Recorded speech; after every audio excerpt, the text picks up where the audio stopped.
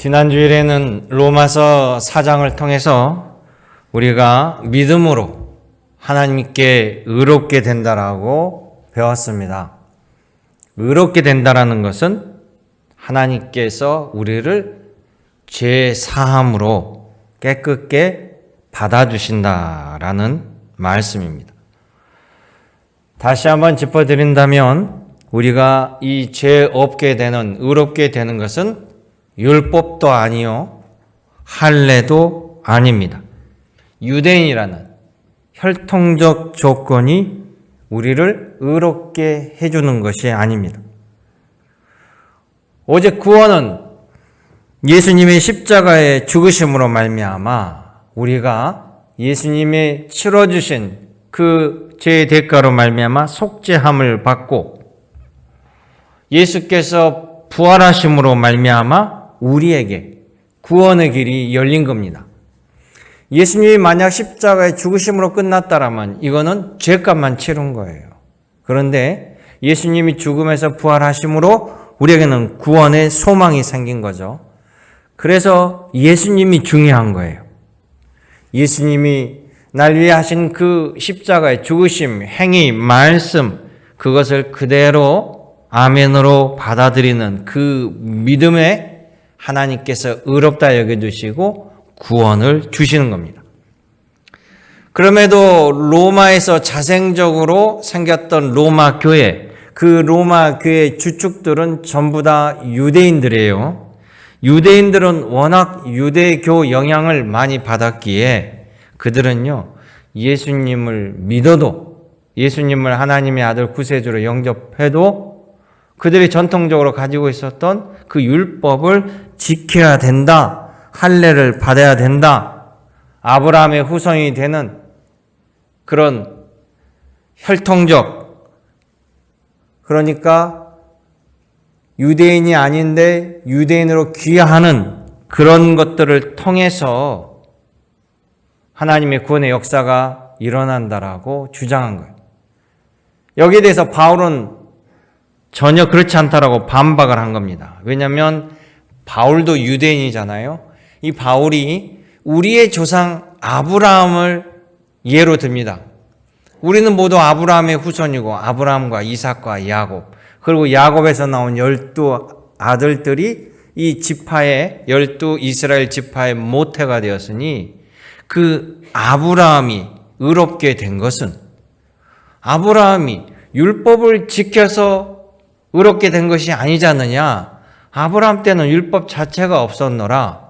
율법은 아브라함의 후손 모세를 통해서 하나님이 주신 것이고 또 아브라함이 할례를 받아서 하나님이 의롭다라고 인정해 준 것이 아니라 아브라함이 먼저 하나님을 믿으니까 아브라함의 아버지나 그때 당시 아브라함이 있었던 그 지역에는 수많은 잡신들이 있었어요.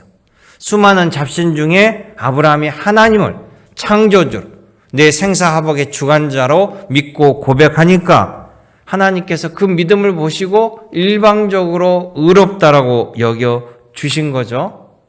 그리고 그 증표로 하나님께서 수많은 축복을 약속하시면서 그 은혜 받은 증표로 할례를 행하란 거예요. 그러니까 우선순위가, 순서가 다릅니다. 그런데 바울은 언제 아브라함이 율법과 할례를 받아서 받은 것이 없다. 이것은 하나님의 은혜다.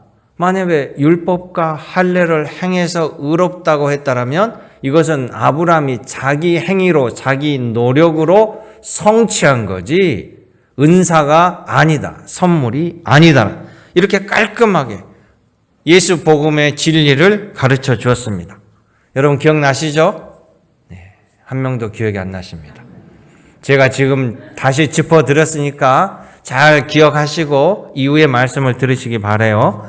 그러면 로마서 5장에 와서 바울은 무엇을 말하는가? 예수님을 통해서 의롭게 된다라는 것은 과연 우리에게 어떤 은혜가 있는가? 이것을 가르쳐주고 있는 것이 바로 로마서 5장이에요. 오늘 로마서 5장 1절부터 8절까지 읽었지만 로마서 전체를 다룹니다. 자, 첫째 보면 예수님을 통해 주시는 의로움은요, 우리가 하나님과 화평을 보장받는다라는 겁니다. 로마서 5장 1절을 보겠습니다. 이렇게 시작합니다. 그러므로 우리가 믿음으로 의롭다 하심을 받았으니 우리 주 예수 그리스도로 말미암아 하나님과 화평을 누리자. 아멘. 이렇게 말해요. 우리가 의롭다 하심을 받은 것은 쉽게 얘기하면 죄인이 법정에서 재판관이 이제 저 사람은 죄가 없습니다 라고 선고받는 거와 마찬가지. 그게 바로 의롭다함이에요. 그러니까 죄의 자녀였어요. 이전에는 죄의 자녀였어요. 죄의 자녀는 심판의 자녀예요. 진노의 자녀였습니다. 창세기 보면 아담과 하와가 하나님이 하라는 것과 하지 말라는 것이 있었어요. 하라는 것과 하지 말라는 것 모두 다 법이에요, 법. 그런데 아담이 하지 말라는 것을 행했습니다. 법을 어긴 거죠. 그것이 바로 선악을 알게 하는 선악과를 먹지 말라. 이걸 먹으면 너가 정령 죽으리라 했는데 말을 듣지 아니하고 어긴 겁니다. 법을 어긴 죄를 범했으니까 바로 그 대가로 하나님께서 선고를 내리죠. 판결을. 너는 정령 죽으리라. 즉 사형 선고를 받은 거예요. 이 선고는 영원히 유전되는 형벌이었어요. 죄는 하나님과 가까이 할 수 없게 해요. 하나님과 원수라고 성경은 표현합니다. 원수는 친할 수가 없잖아요. 원수 상태이기 때문에 하나님으로부터 사랑이나 은혜를 받을 수 없고 분리되는 형벌을 받아요. 자, 우리 완도, 해남, 강진은 조선시대에는 유배지였어요. 유배지. 저도 알고 여러분들도 알고. 조선시대의 왕에게 잘못을 하면 왕은 죄를 지은 사람에게 더 이상 은총을 주지 않습니다. 은혜도 주지 않아요. 죄 지은 사람은 왕에게 은혜와 은총을 받지 못합니다. 그리고 관심과 보호도 더 이상 받지 못하도록 멀리 보내서 격리시켜버려요. 그게 바로 귀양입니다. 그래서 해남으로도 귀양 오고 강진, 완도로도. 그러니까 그래도 강진과 해남은 육지이기 때문에 좀 낫죠. 일단 섬으로 보냈다는 건 더 중죄예요. 그러면 가장 나쁜 짓을 했다라고 여기고 왕이 귀양을 보내는 가장 최고의 벌은 제주도로 보내는 거예요. 그러면 제주도보다 더 나쁜 짓을 했다라고 왕이 여기면 어떻게 합니까? 영원히 격리시켜버려요. 사약을 줍니다. 사형을 내려버려요. 그렇죠? 영원히 격리시켜버려요. 다시는 보고 싶지 않다는 거예요. 죄에 대한 하나님과의 관계도 마찬가지입니다.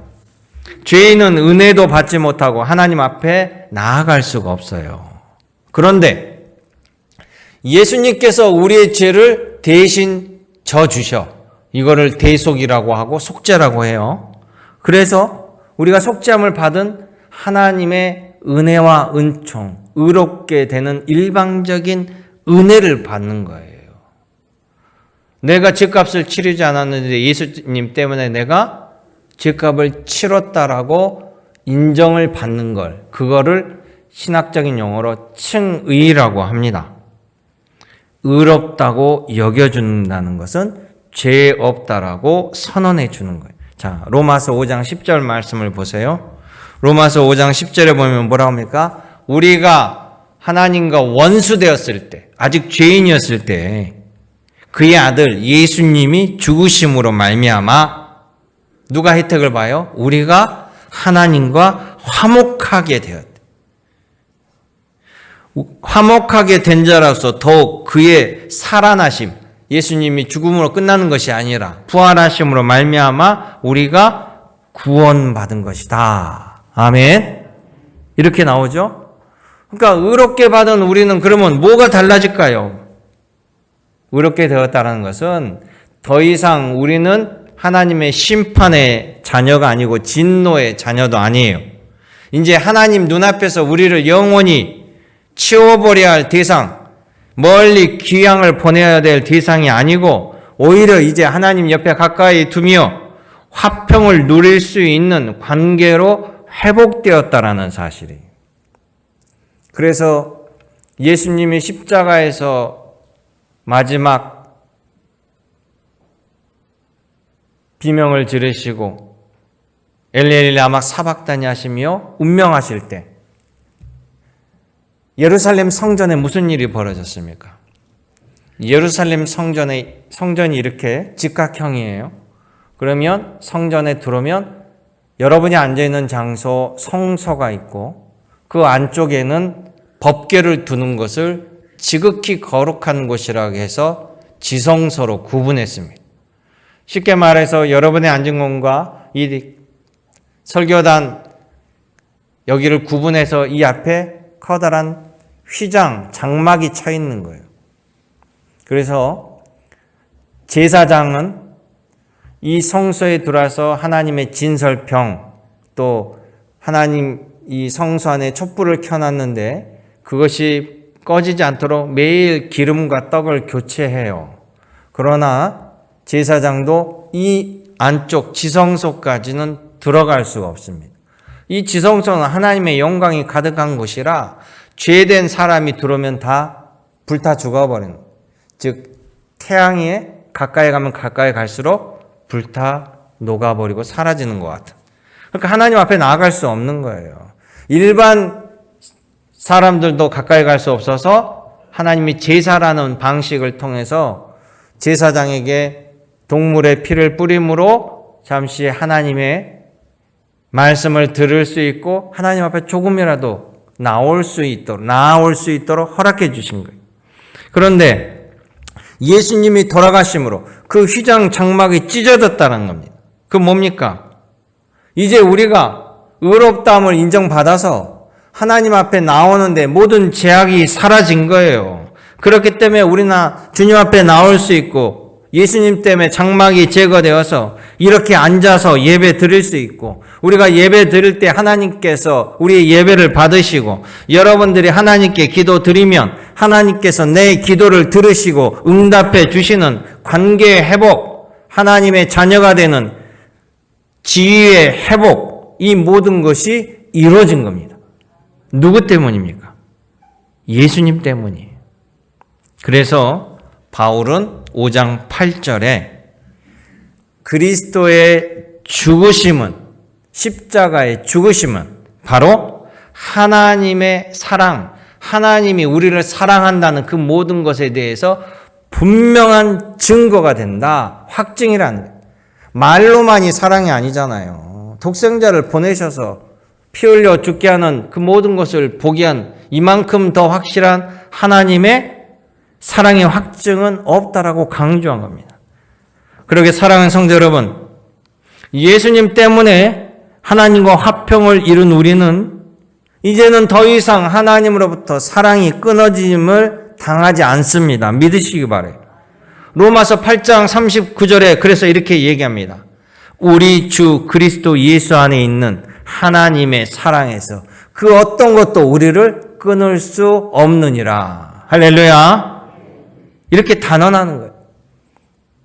하나님의 화평의 자녀로서 여러분 오늘 하나님의 사랑을 듬뿍 입고 돌아가시는 우리 믿음의 권속이 되시기를 축원합니다. 두 번째는 예수님 때문에 우리가 환난과 역경을 받으나 우리는 반드시 최후의 승리를 얻게 된다라고 바울은 이야기합니다. 자, 바울이 이 로마서를 기록한 때가 기원 후 AD 23년에서 24년 정도 됩니다. 자, 그때는 어떤 때입니까?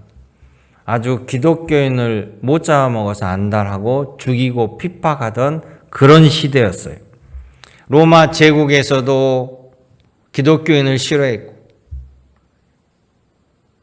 유대교는 우리의 위협이 된다고 해서 예수님을 기꺼이 죽이고 그 추종자들을 박멸하러 다녔습니다. 그렇게 박멸하게 다닌 사람이 바로 이 바울이었어요. 바울은 유대교에서는 최대 배신자입니다. 좀 전에는 최대 충성 일꾼이었다가 이제는 최대 적으로 돌아섰어요. 배신자 중에 1등 배신자고 유대교는 바울을 예수님만큼이나 싫어요. 왜? 우리의 내부 사정을 너무 잘 아는데 반대편을 돌아섰단 말이죠. 그러니까 얼마나 핍박이 세겠습니까? 로마 제국은 기독교를 박멸하고자 했어요. 유대교도 가만두지 않습니다. 헤로드 일가도 마찬가지입니다. 그 당시 예수님을 믿는다는 건 사면 초과예요. 자, 이들은 예수님을 믿고요. 예수님을 영접하고 서로 나쁜 짓을 도모하거나 서로 권력을 주고받거나 이런 게 아니라 정말 예수님 말씀처럼 선하게 착하게 남이 왼쪽 뺨을 때리면 오른뺨까도 주고 남이 오리를 가자 하면 심리도 가지고 있는 거 다 내어주고 헌신하고 섬기고 서로 유무상통하는 이렇게 착하게 살던 사람들. 그런데 그들을 세상은 가만두지 않고 죽이려고 모든 권력과 수단을 동원합니다. 예수님 믿는 것 때문에요. 환란이 끊이지 않아요.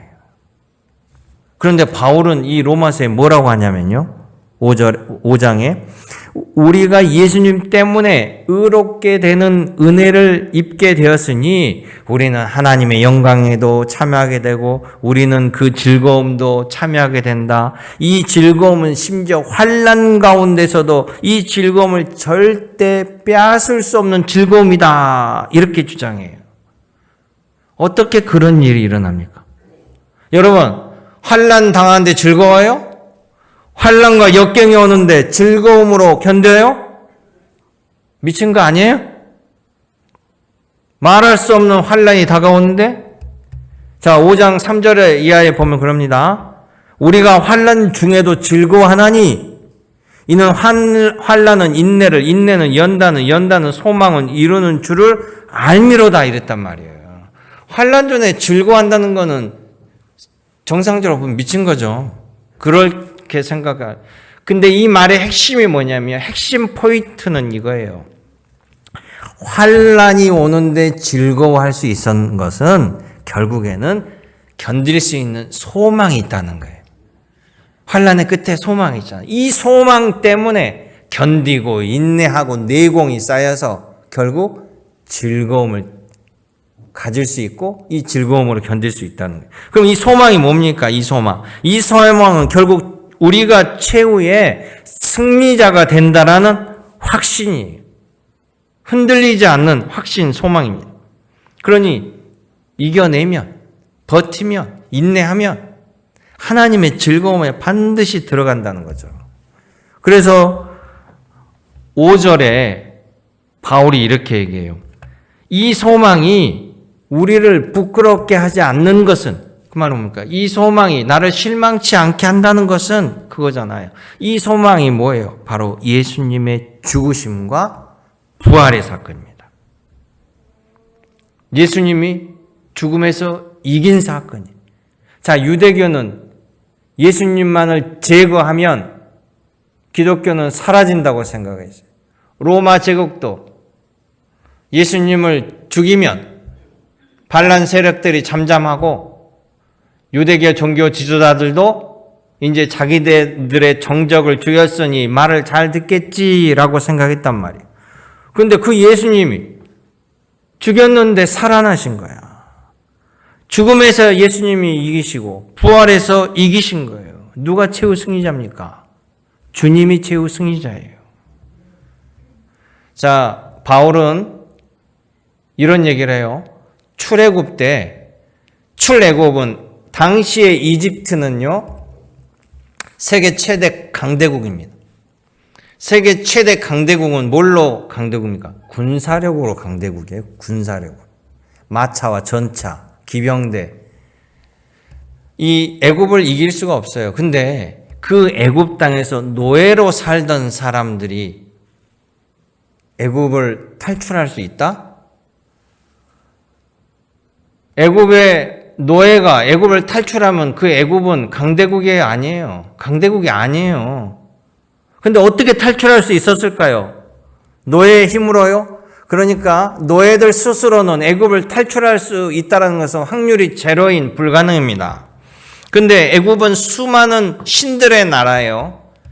그런데 하나님 10가지 재앙을 보내시죠. 10가지 재앙은 전부 다 그들의 신에 해당하는 벌이었어요. 하나님이 10가지 재앙을 애굽에 보내서 철저하게 보란듯이 애굽의 신들을 깨부신 겁니다. 그건 이미 경험한 역사적 사실이기에 바울이 봐라. 애굽에서 우리는 희망이 제로였지만 하나님이 우리를 건지지 않았느냐? 애굽이 다 무너지지 않았느냐?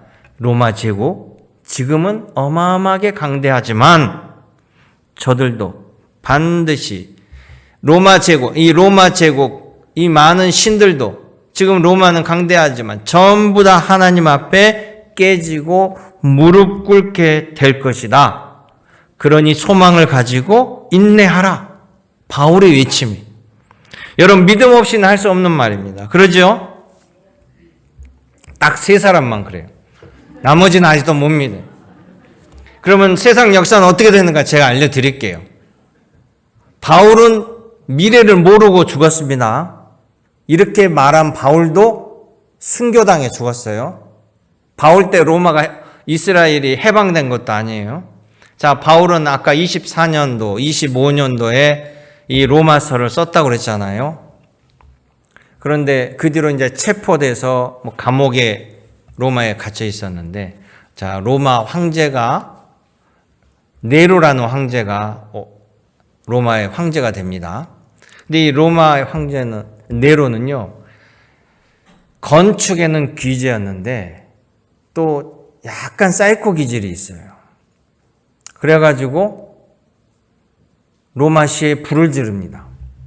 불을 지르고 그 시내가 활활 불타는 걸 보면서 네로 왕궁에서 보면서 요즘에 얘기하면 하프를 하면서 노래를 부르는, 특히 비정상이죠. 그러니까 로마 시민들이 들고 일어나서 네로를 탄핵하려고 했어요.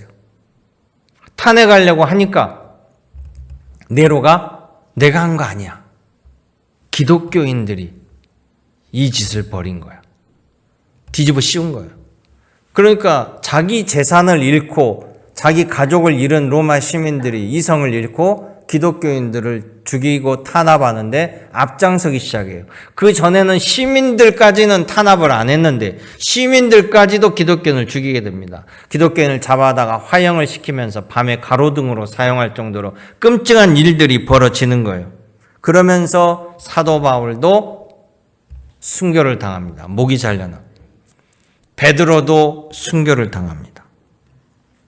그리고 그때가 67년도였어요. 그리고 3년 뒤 티투스 장군이 이스라엘에 가서 이스라엘을 무자비하게 탄압하고 성전을 다 부셔버려요.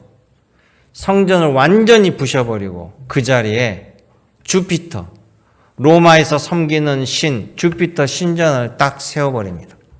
누가 봐도 하나님이 지고 로마 제국 신이 이긴 것처럼 보여요. 숨을 쉴 수 없는 기독교의 탄압이 대대적으로 벌어집니다. 로마 제국은 영원할 것 같이 보여요. 그런 로마 제국이 AD 300년 정도 와서요, 콘스탄티누스라는 황제가 이 황제 할 때 다른 경쟁자들이 많아서 확고한 이 황제의 권력을 누릴 수 없었습니다. 근데 이 콘스탄티노 황제가 자기의 경쟁자 막센티우스 장군과 일전을 벌이게 돼요. 여기서 막센티우스를 누르고 이기면 로마 제국의 이제 공고한 황제가 되는 거고, 여기서 밀리면 이제 황제의 자리도 폐위되는 거예요. 근데 이 콘스탄티누스가 이 전쟁을 하러 가려고 하는 전날 잠을 자는데 꿈에 천사가 나타나서 저 PX라는 저 표시를 주시는 거예요.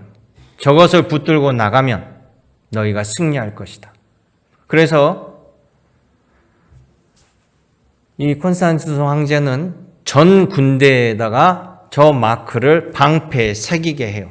저 PX는 뭡니까? 우리 여러분 교회에서 쓰는 문장이에요. 저게 바로 그리스도를 상징하는 헬라어입니다. 헬라어. 그리스도.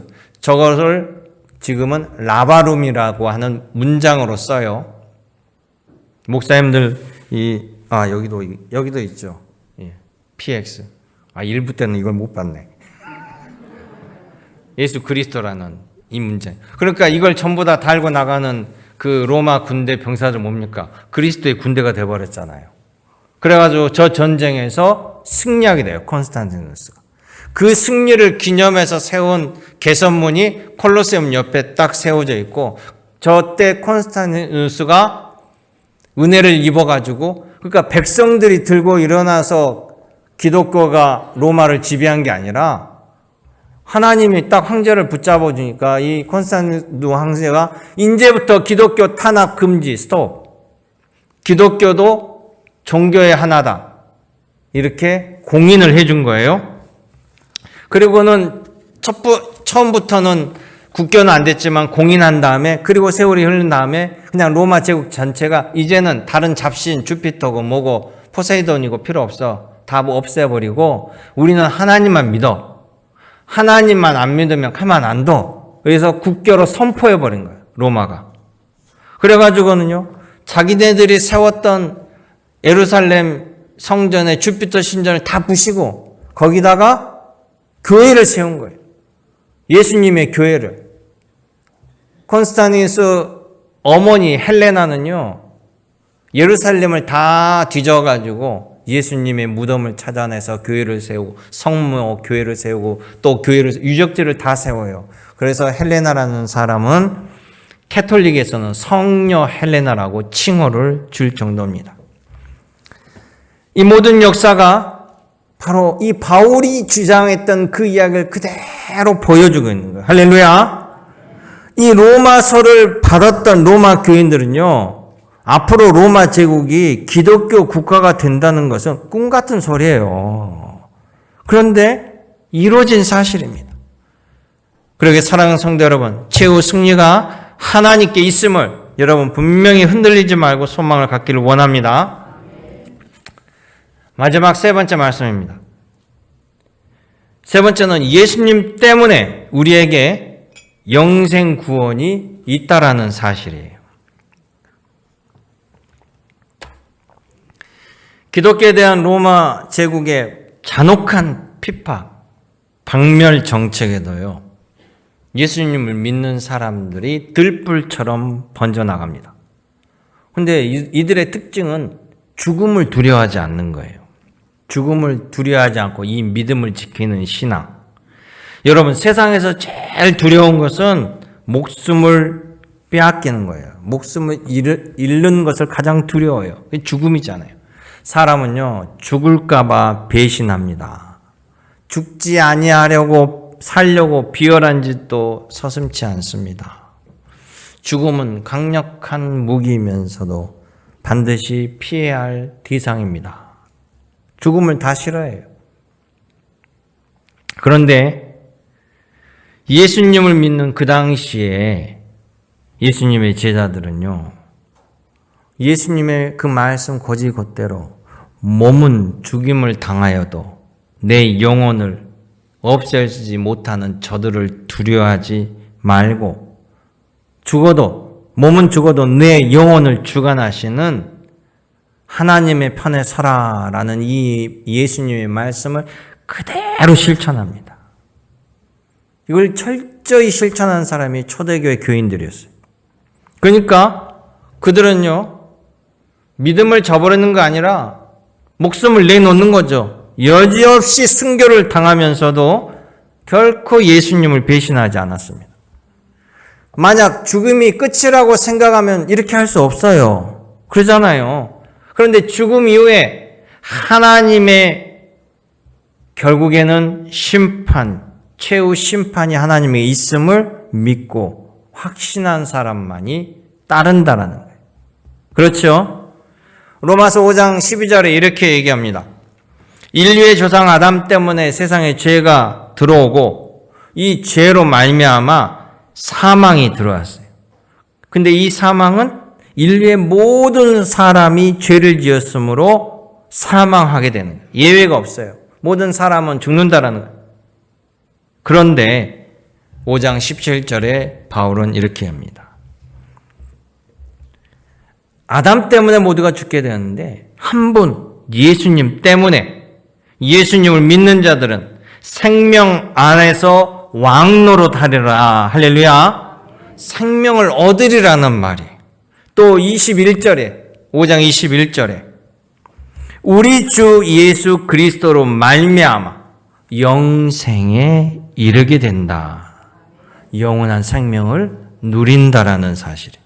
그래서 죽음이 육신의 죽음이 끝이 아닌 이유가 여기 있습니다. 평소에 영생 구원 아무리 얘기 들어도요. 평소에는 그 중요성을 알지 못해요. 그러나 사랑하는 가족이 세상을 떠나면 이 말씀이 강하게 와 닿습니다.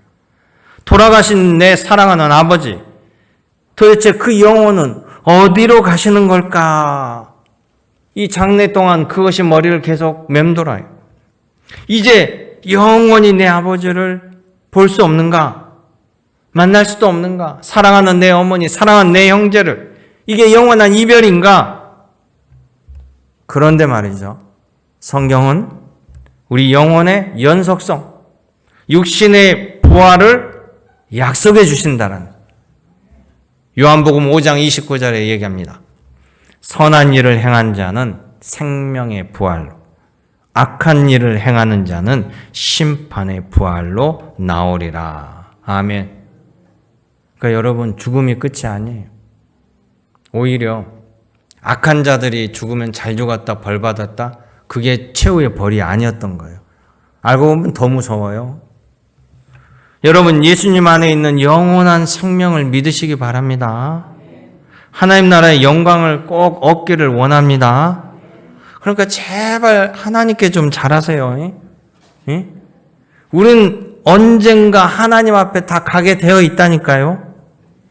그때 하나님 앞에 가서 여러분, 하나님이 두려운 심판자가 아니라 정말로 하나님 앞에 당당한 아버지, 하나님의 아들로, 하나님의 딸로 여러분 서기를 원합니다. 예수님의 승리의 제자가 되어서 주님 앞에 서기를 원합니다. 꼭 기억하시기 바랍니다. 계속해서 아멘 소리가 줄어들어요. 아직도 기회가 있어요. 걱정하지 마십시오. 제가 이번 주간에 총회 때문에 경주를 갔습니다. 경주를 가는데 혼자 가면 너무 먼 길이라 목사님들하고 같이 갔어요. 목사님하고 같이 가서 이런저런 이야기를 서로 하다가 이런 이야기를 들었습니다. 우리 시찰에 소속된 여자 목사님 이야기인데요. 나는 이제 그분의 과거를 몰랐는데 그분이 젊은 날에는 공무원이었대요. 그러니까 처음부터 목회 코스를 오신 것이 아니라 평신도로 공무원으로 교회를 다니셨대요. 그래서 그냥 예수님 믿는 교인으로 또 공무원으로 그렇게 살아가면서 어느 날 친한 공무원 언니가 무당집에 점을 치러 갔는데 같이 좀 가자고 막 그래서 따라갔대요. 그러니까 예수 믿는 사람이 뭐하러 맨날 따라다니는지 모르겠어요. 무당이 그 사람이 이제 사정을 들었고 점을 치는 거예요. 근데 이 무당은 장군신을 모시는 무당이었어요. 이 무당이 열심히 이제 기도를 하는 거예요. 자기네 딴엔 이제 장군신한테 물으려고 막 하다가 갑자기 화를 버럭 내더라, 두 사람한테. 뭐라고 얘기하냐면, 도대체 누가 교회를 다녀? 왜 예수 믿으면서 여기를 와? 우리 장군 신이 오시다가 벌벌벌 떨면서 거기 더 크고 무서운 분이 계셔서 도저히 못 오시겠다는 거예요. 그냥 점괘가 안 나온다는, 점괘가. 왜 예수 믿는 사람이 와가지고 영업 방해하고 말이야. 화를 버럭버럭 내더라는 거예요. 자기는 더 놀랐대. 어떻게 날 교회 다니는 줄 알지. 근데 이 여자 목사님 때 무당 집에 간 것이 아니라 여러분처럼 평신도 때 가서 겪은 일이라는 사실이에요. 그러면 뭡니까? 아이 평신도인 여러분 앞에도 귀신이 벌벌벌 떠는 여러분들은 하나님의 자녀라는 거예요. 귀신도 벌벌 떨게 만드는 예수님께서 여러분 대장 되십니다. 아무리 쫄개가 힘이 없어 보여도요, 대장이 강력하면 못 건드려요. 아셔요? 아무도 못 건드려요. 그래서 사랑하는 성도 여러분, 여러분들 하나님 자녀답게, 예수님의 자녀답게 당당하게 선한 영향력을 끼치며 은혜를 베푸며 하나님께 칭찬받는 우리 믿음의 권속이 되시기를 주님의 이름으로 축원합니다. 참 좋으신 아버지 하나님, 나는 부족하고 연약하여도 주님의 은혜로 살아갑니다. 부족한 저희들 늘 이끌어주신 그 은총을 기억하며 오늘도 주님이 주시는 샘솟는 힘으로 능력으로 살아가고자 하오니 우리들의 앞길을 주관하여 주옵소서. 예수님의 이름으로 기도드립니다. 아멘.